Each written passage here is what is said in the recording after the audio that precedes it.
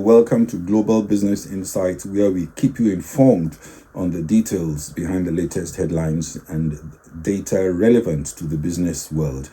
It was a politically charged and energetic delivery as Biden gave his State of the Union speech late yesterday, taking a victory lap on creating jobs and reducing inflation, promising, however, more tax for the wealthy. And we'll dive into that and also look at what emerging economies learn from these speeches. Later in the day, when the U.S. non-farm payrolls come out, we'll go back to macroeconomics, where the estimate for jobs added is 200,000 non-farm payrolls, while unemployment rate is expected to remain unchanged at 3.7%. All eyes will also be on wage growth, which is linked to the inflation trajectory.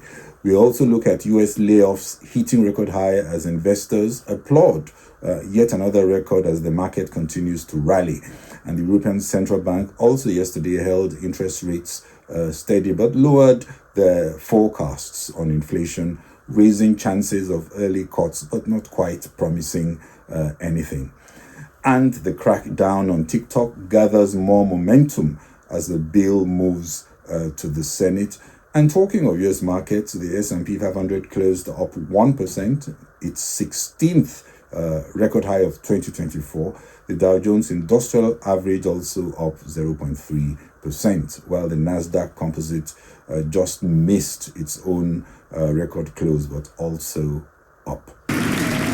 It's my goal to cut the federal deficit another $3 trillion by making big corporations and the very wealthy finally beginning to pay their fair share.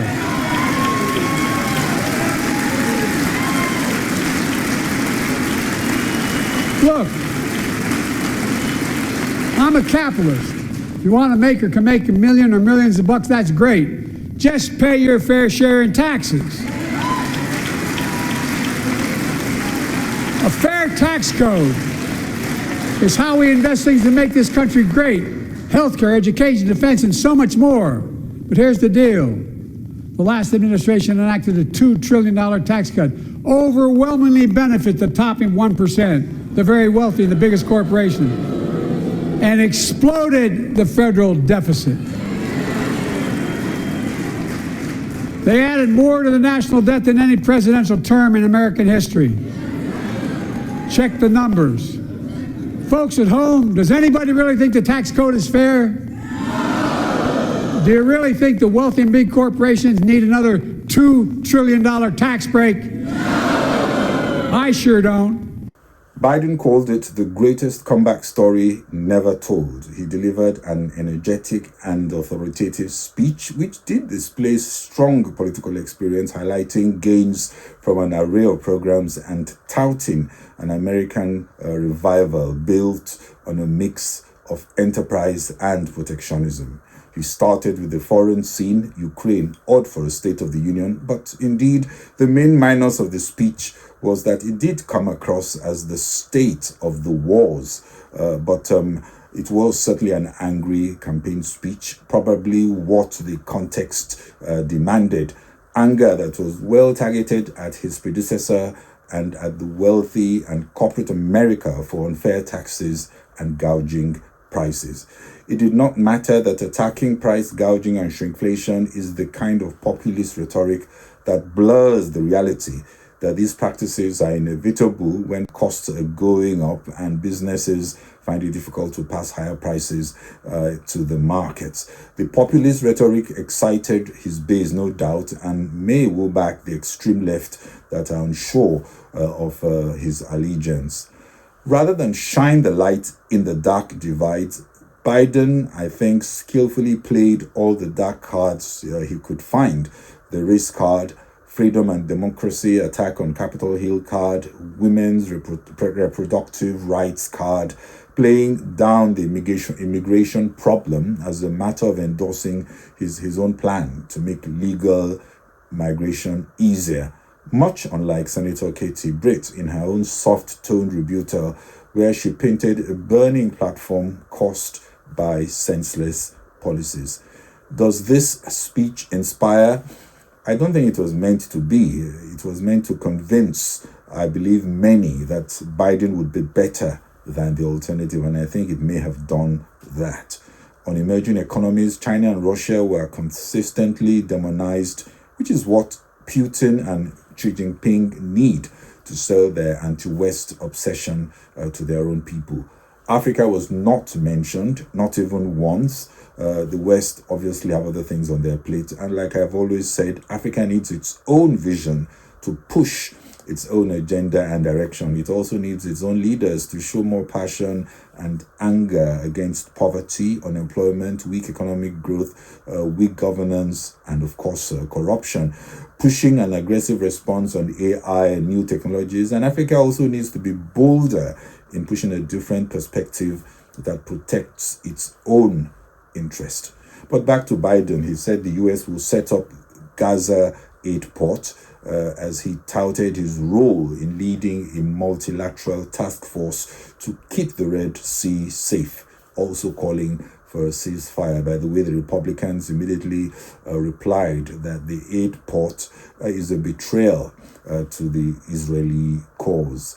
I must add that America seems to enjoy, especially Biden's America, seems to enjoy a more leading role as global police, co-opting NATO and an economically weak Europe.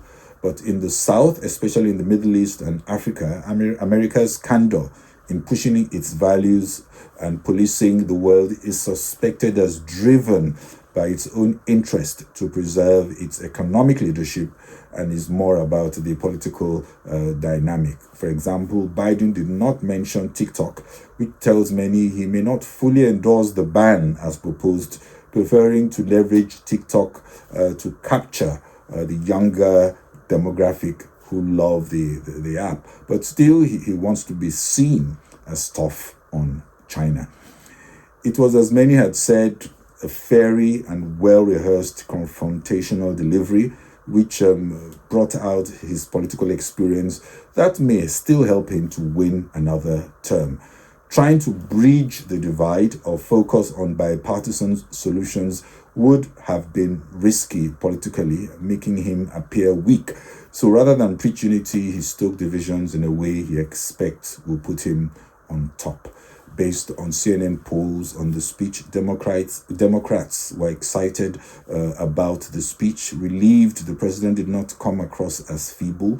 According to speech watchers, albeit biased to Democrats, being a Democrat president, 35% saw the speech as very positive, 29% said it was somewhat positive, while 35% also said it was not positive, while 62% said the speech showed Biden could move the country in the right direction. Compare that to 45% before the speech.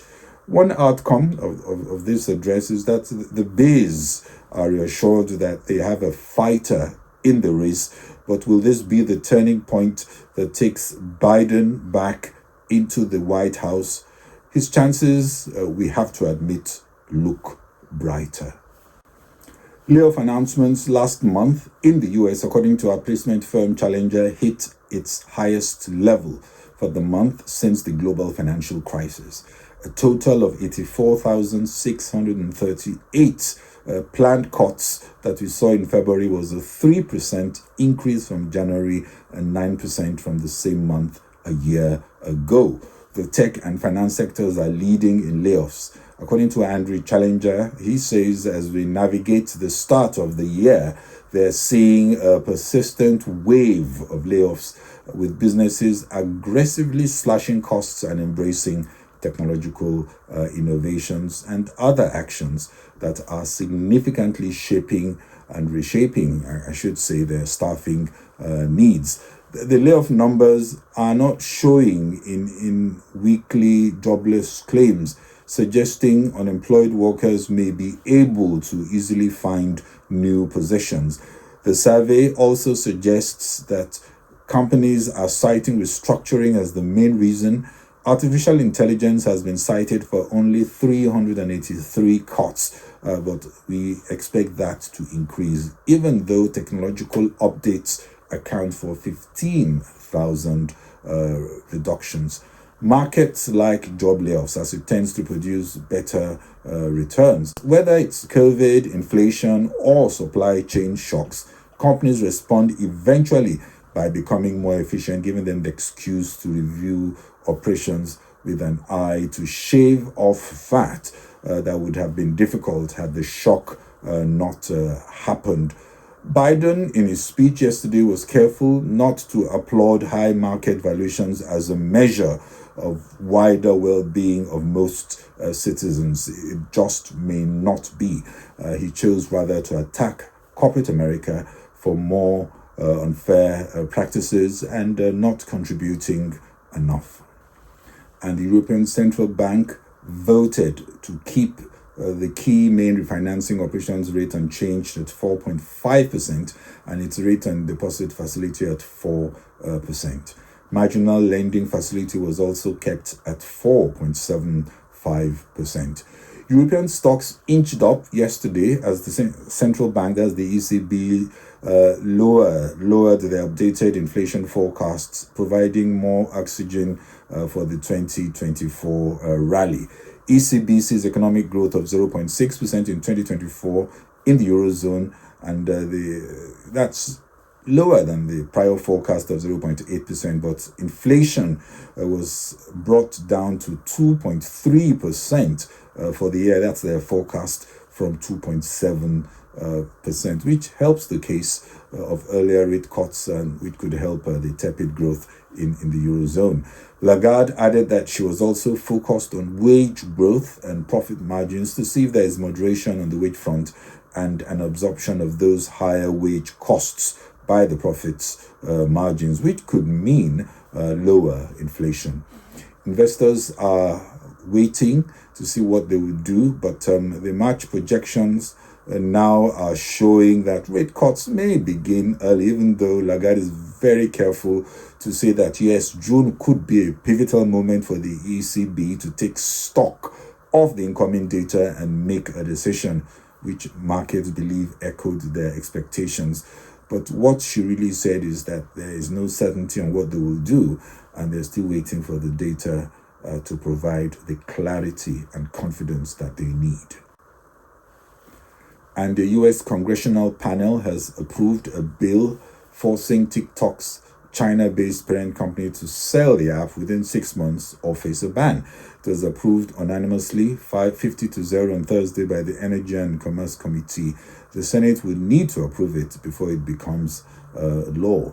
TikTok says the proposed legislation would hurt free speech and small businesses that rely on the app, but the panel says TikTok with its links to China as a security risk, even though I see little evidence to prove that is the case. The bill is expected to go to a full House floor vote next week, and it's another example of thinly veiled protectionism and obsessing over China, which will also encourage not just retaliation, but give ground for Beijing to present America as anti-China and push its own technology agenda much, much faster.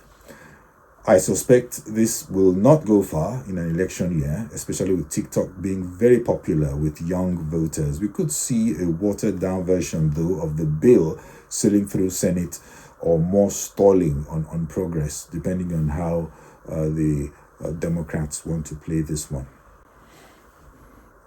And on closing, Asian markets closed higher. Nikkei 225 up 0.23%. Hang Seng, that's the Hong Kong index, up 1.17%. Shanghai Composite up 0.61%, and the Shenzhen up 1.1%. Well, that's it from me on Global Business Insights. This is Bode Oshosami. If you enjoyed the program, please share and kindly follow on Facebook and LinkedIn, subscribe on YouTube and X. Thank you very much for watching and following. Bye-bye.